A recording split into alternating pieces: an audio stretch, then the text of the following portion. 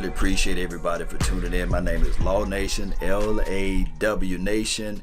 Hey, this week been crazy already. I will tell you guys, the blue and white game kind of blew my mind.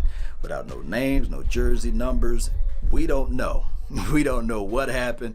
Now, there are a few snippets out there that we can probably probe a little bit, try to dissect them down just a little bit and give you guys our perspective of it, but you really can't run to the bank with it, right?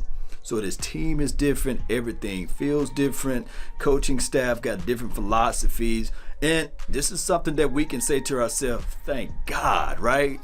Different flavor. We can't at one hand beg for differences, and then when we finally get it, we complain about it, right? So shout out to the Cowboys for being incognito with everything. Nevertheless, let's talk about this. Leonard Fournette is out there on the streets, right? Not saying that the Cowboys should go out there and get him, but I just hope that he does not go to anybody in our division, right? I think that he's still a dog. I think that he can still run in between the splits. Good physical running back. Maybe he had some injury situations and these sorts of things. He's hard to build around and things like that. Maybe he can't catch out of the backfield. All of those small nuances. I will say this, he will find a job real quickly. But that just shows you how continuity works, right? It's hard sometimes to find that guy that can fit well into your system. Ezekiel Elliott and Tony Pollard fit well within our system, right? All right, moving on a little bit further. Logan Ryan, he's gone to the Giants, right? They picked him up for a one-year deal, anywhere between $6 and maybe $7 or $8 million for that 1 year. A one-year rental to go out there and say to the world, hey, I'm still a guy that's versatile enough to play down into the slot. They can play free or inside the box. He's a versatile type of player. He always around the ball in Tennessee land. I've seen the guy play pretty decent at times out in space. So I will say this. He is a guy that we will have to face 2 times out of a year. Now, shout out to my dog, Jeff Cavanaugh. He made a video earlier this morning. I checked it out.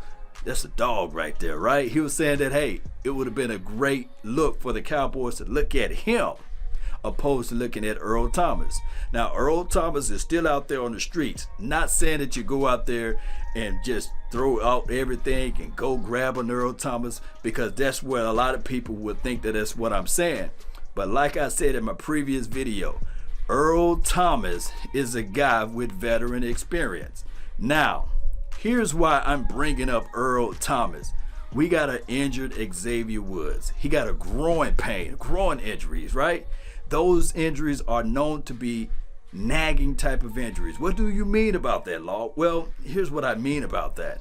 Those things can flare up week 3, go away, flare up again when they get cold in week 5 and week 6 or what have you. That's just how it goes. It's a growing pain. It's a growing issue, whereas it can just continue to grow, basically. If you know what I mean. If you play football, you know what I'm talking about, right?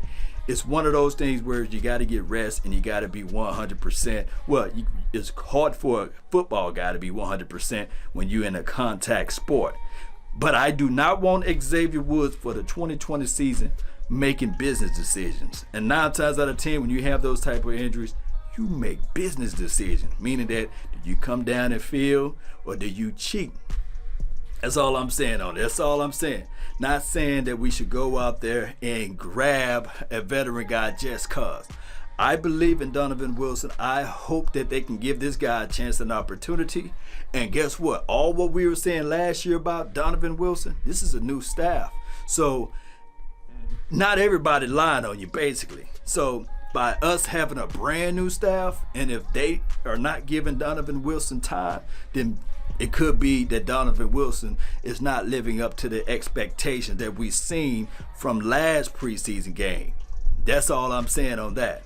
Maybe, just maybe, Clinton Dix can stay healthy, as well as Darian Thompson. You know how I'm feeling with Darian Thompson. But coaches elevate. I've been saying that all off season. Coaches elevate. Just maybe. Just maybe. Darian Thompson, he was drafted in the 3rd round, right? I think by the Giants, by the way. If all of a sudden everything clicks for him, maybe, just maybe, We would never know. Coaches elevate. So I have to put this on the table. A lot of times we can look at something from this perspective or for that perspective, but when we look at the total picture of everything, we realize and say to ourselves, you know what? We was worrying about the wrong thing. Because at the end, I believe, of next week, players got to cut down their roster. They're going to look at it and say to themselves, I trust my younger guys, right? I trust my younger guys. So I'm going to get rid of some of the guys that's long in the tooth, or some of my veteran guys, or I believe in my second or third year guy, and they're going to get rid of some talent. There will be a force to get rid of some talent. Now, I do know that we are in this pandemic situation.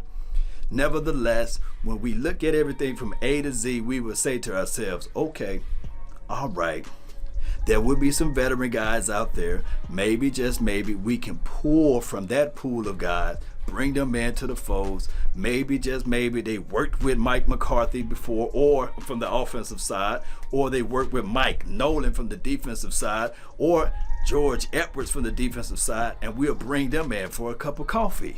That's all we're asking for, right?